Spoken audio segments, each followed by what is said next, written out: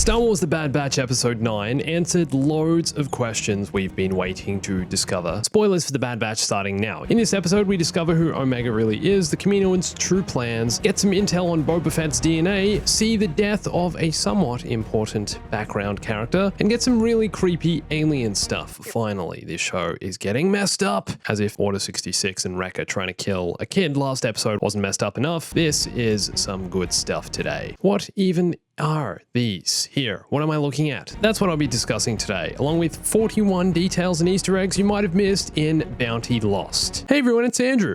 Alright, so first up, the episode is titled Bounty Lost for what I think are two reasons. One, because the Bad Batch have lost Omega to bounty hunter Cad Bane, so they've, lost the bounty. And two, because Cad Bane also loses Omega, his bounty, during this episode. The episode opens with Bad Batch being chased by Crosshair and the Empire as they escape Bracca. And although he was scorched by the Venator's engines in the last episode, Crosshair is behind the wheel of the ship. He's flying it himself, trying to shoot down his former squad mates, his brothers. He doesn't care, he wants to kill them. He's wrapped up in bandages and toilet paper similar to Dengar, but it's important to note that he's no longer wearing the breathing apparatus given to him at the end of the last episode, meaning that he probably won't need to be fitted with one in the future once his wounds heal. Seems like his breathing is okay, so no, he won't become the clone equivalent of Darth Vader that we thought perhaps he could become in the last episode. When being chased by Crosshair, Tech refers to the rear deflector shields losing power and failing. We've known about ships in Star Wars having rear deflectors since A New Hope, where you might remember a Gold Squadron Y-Wing pilot says this: "Stabilize your rear deflectors." But I really love that we got to see a more realized version of how deflector shields work in Star Wars Squadrons, with the ability to divert shields to the front, back, or to stay even across the ship. So here it seems the Bad Batch have diverted shield power to the rear as they make their escape. Been practicing in Squadrons. Now we have to talk about Cad Bane's ship, because this is a different model to the one we saw him pilot in the Clone Wars. He used to fly the Xanadu Blood, given to him by Darth Sidious as payment for his theft of a holocron and the Kyber memory crystal. And as for the new ship, I can't identify it. Have you seen this before? Its shape looks kind of similar to the Ghost from Star Wars Rebels, but not quite. So he's got himself a new ride, I think. Alright, so we get a look at some Ray shields. Look, Ray shields. I'm Ray. Ray who? Ray shields.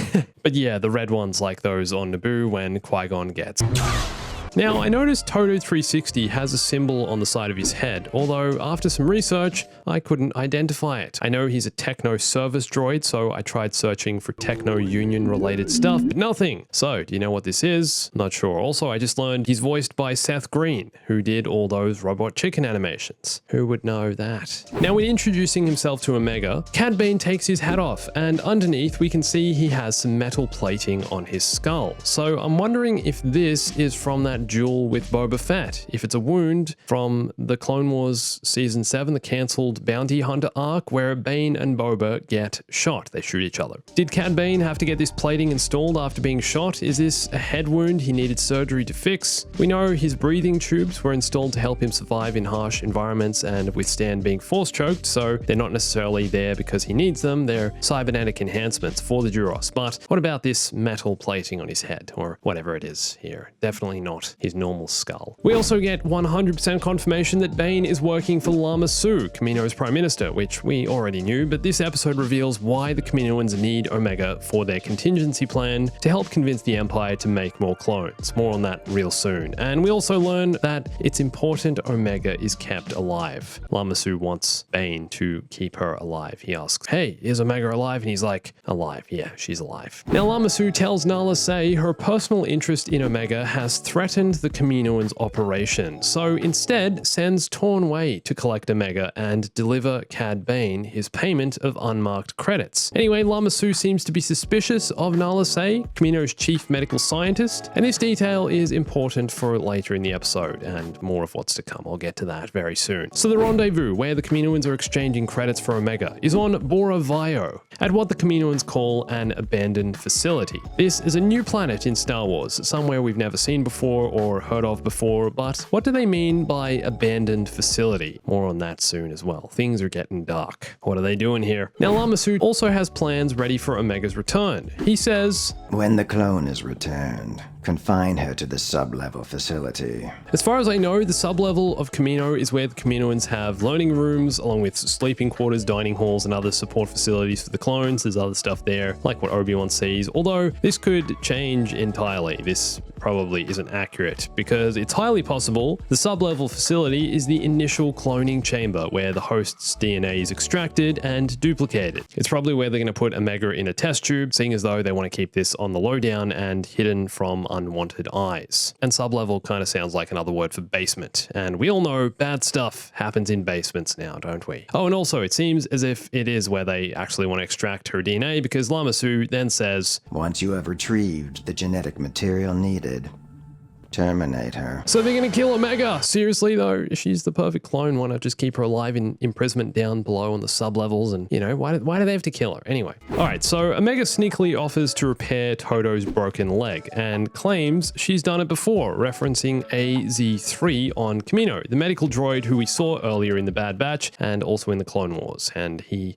had a lot to do with the inhibitor chips. He knows how to remove them. He knows where they are, but I think he got his memory wiped at one point. So there's a lot of backstory there. So when talking to Omega, Toto says, "You are a prisoner and are not to be trusted." Which I think is a reference to what Obi-Wan said in Attack of the Clones when referring to Padme. She's a politician and they're not to be trusted. So the Bad Batch searched the Republic archives to figure out actually who kidnapped Omega and who shot Hunter. And when they bring up Cad Bane's file on screen, there's some Aurebesh writing, which I'll translate for you now. This says Cad Bane on the left, and on the right here, this says extremely dangerous. Lots of good Aurebesh translations in this episode. There's more soon. Echo and the Bad Batch also discuss how Cad Bane attempted to abduct Chancellor Palpatine back during the Clone Wars. It's a good old reference to Cad Bane's previous activities. And then we finally learn why Omega is so special. Omega's genetic profile is pure. Her DNA is made up of the first generation's DNA, meaning she's a perfect clone taken directly from Jango Fett's DNA. All the other clones have their genetic structure modified for growth acceleration and obedience, whereas Omega's is an exact replica. And there's only one other clone who's also like this, Boba Fett. Yep. We learn of Boba's origins in Attack of the Clones, where the Kaminoans tell Obi-Wan that Jango wanted an unmodified clone for himself, and that's who Boba is. So the Bad Batch also reference Boba by the codename Alpha, which was given to Boba when he was conceived and born by the Kaminoans before Jango renamed him Boba. And the Bad Batch talk about how Boba disappeared towards the start of the Clone Wars, making Omega the only known source of raw genetic material, which can be used by the Kaminoans to make more perfect clones. And that's why she's so valuable. She is the original host, basically a copy of that. And if they don't have Boba Fett's DNA, and the fact Jango Fett's has deteriorated over all these years, which they referenced in episode 3, I think it was, then Omega is their only hope for keeping their cloning operation alive. So then we head down to Bora Vio, the new planet which looks a lot like Cloud City with all the clouds and city in the sky, although the city structure itself looks kind of familiar, right? A little like Kamino, perhaps, like a Kamino built in the clouds. This is important. I'll get back to this soon. As Omega makes her escape and runs through the hallway on Bora Vio, Tech instructs her to find a panel, and Omega finds one which looks the same as those on Tapoka City, back on Kamino. It's the same technology here. Omega interacts with the panel and opens the door, which opens the same as those on Kamino, and the three triangle kind of things spin open, and this is another hint suggesting this place is of Kaminoan origin. The Kaminoans built this. And next up, something I was not expecting at all. Fennec Shand kills Torn Wei, the Kaminoan who showed Obi-Wan around the hallways in Attack of the Clones. She's dead. Fennec then fights Cad Bane, which is super cool, amazing karate skills and gadgets. And while this is happening, Omega has discovered something dark and sinister. She looks at her reflection in the cloning tank, reflecting on the fact she herself is a clone, was born in a tank in a test tube like this, but doesn't want to return to the tubes as part of the Kaminoans' plans. She's had enough time in the tanks already. She's done. She's not like Luke jumping back in the back to tank. No, it's not happening again for her. She's good. She's happy to stay out. So Omega moves over to this computer console and starts typing in some numbers. And as soon as this started, I got hit with a massive wave of nostalgia. Did any of you notice the sound effects each time Omega pressed a button? These sound exactly the same as those in Star Wars Bounty Hunter, the Jango Fett origin story video game from 2002.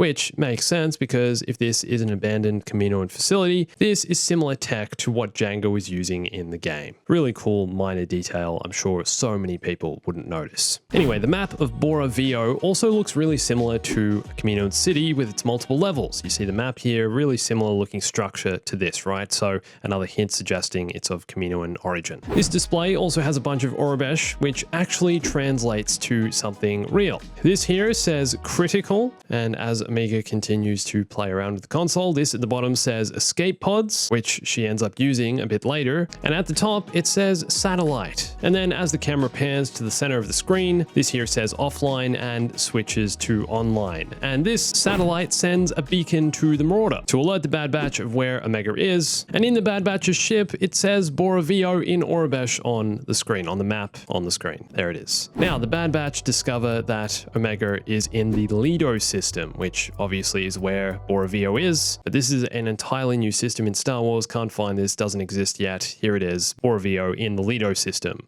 And then the Marauder does this ridiculous spin flip and turns around and jumps to light speed, which was totally unnecessary, but so cool. So Fennec then confronts Omega, says, "What the Prime Minister has planned for you is far worse than why I'm here." Which again is talking about what's about to happen to Omega, why she's so valuable, and why the Kaminoans want her back. And we also learn what was in these cloning vats. Oh my, it's a Kaminoan! Omega dumps one on Fennec. Can you imagine having a giant Kaminoan just drop out of one of these tubes on top of you? Ugh. Man, but yeah, so it seems like the Kaminoans were cloning themselves as well as the Jango Fett clones, and have been experimenting for clones for many years. This is an abandoned facility after all, so who knows what crazy experiments they were doing here, but some really weird, messed up stuff I'm hoping we learn more about in future. So Omega escapes in what's known as a Kaminoan flight pod, which we've seen used before on Kamino. Back in the Clone Wars, General Grievous commandeered one of these, so he and Asajj Ventress could flee the Battle of Kamino, and one was also used by an ARC Trooper and AZ-3 as a diversion to the Kaminoan garrison as they returned to Topoka City to investigate the use of inhibitor chips. Then Fennec throws a bowler to take out Cad's blaster, this thing here, the spinny thing with the two balls. The Ewoks use these in Return of the Jedi. I think Dirge also uses these too. Alright, then we get this awesome sequence. Bane uses his flamethrowers, Fennec throws a bowler, kicks Bane over the edge, and Bane activates his jet boot. So we see like 5 different abilities in this short 5 seconds. Really cool. Worth mentioning because, you know, these are basically like having force powers. While Omega's in the escape pod, on the little screen just before she crashes or she lands, this here says warning. So another Aurebesh translation, not just gibberish on a screen. And then I was kind of confused about how Omega got picked up, but I assume her flight pod just got intercepted and kind of grabbed by the Bad Batch's ship. Like, you know, she opens the hatch up top, it seems like she's in the hangar or the cargo bay of the Marauder, and Wrecker's there waving at her, and he's like, yeah, it's me, come on up. So they grabbed it somehow, or they just, you know, playing catch with the Marauder, open the cargo bay, and then just, you know, straight in goes the flight pod. Also, Cad Bane's ship got sabotaged by Fennec. She did it, she prevented him from being able to take off, so he should have kept the old one, shouldn't he? The one Emperor Palpatine gave to him. Why would he get a new one when Palpatine gives you a ship? Maybe I don't remember what happened to it, but there it is. His ship's dead. And then we learn that Torn Wei, Kamino scientist, who it seems Lama Su doesn't trust anymore, is actually the one who hired Fennec. Torn Wei is working against Lama Su because she actually values Omega's life and knows that Lama Su wants to just use Omega and use her DNA and then kill her. So it's going to be interesting to see how Kamino crumbles in hopefully the next few episodes or so. Also, Torn Wei was happy that Omega is safe with the Bad Batch. She's happy she's safe with the clones, and that's away from Lama Su. So I'm assuming Fennec is no longer on the job because she says, "If you change your mind, you know how to reach me." Omega's safe, that's okay with Torn Wei, as long as she's away from Kamino. Now, I'm also wondering if Fennec is going to be the connection between Omega and Boba Fett at some point. The fact they are the only 2 original clone DNA templates taken from Jango Fett, they're the only 2 pure clones. It seems like Fennec's eventual relationship with Boba and her work here trying to convince Omega that she's on her side could lead to an eventual meeting between Boba and Omega, and we'll see if that has any impact on any future shows or any future episodes of this. I'm still hoping Boba makes an appearance in this show because, again, it's all about clones. He's the perfect clone.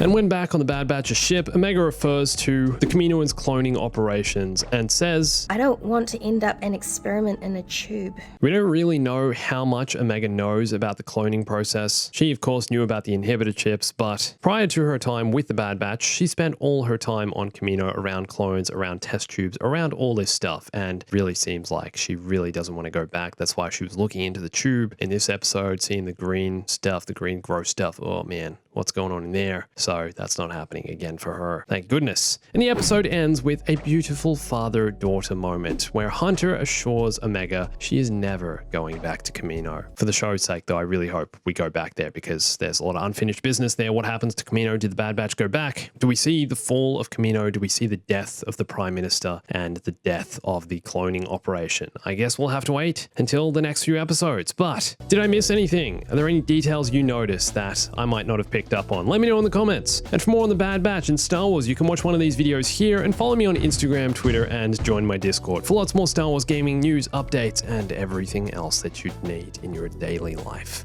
And thanks for watching this. My name's Andrew. I'll catch you soon. Stay bombastic.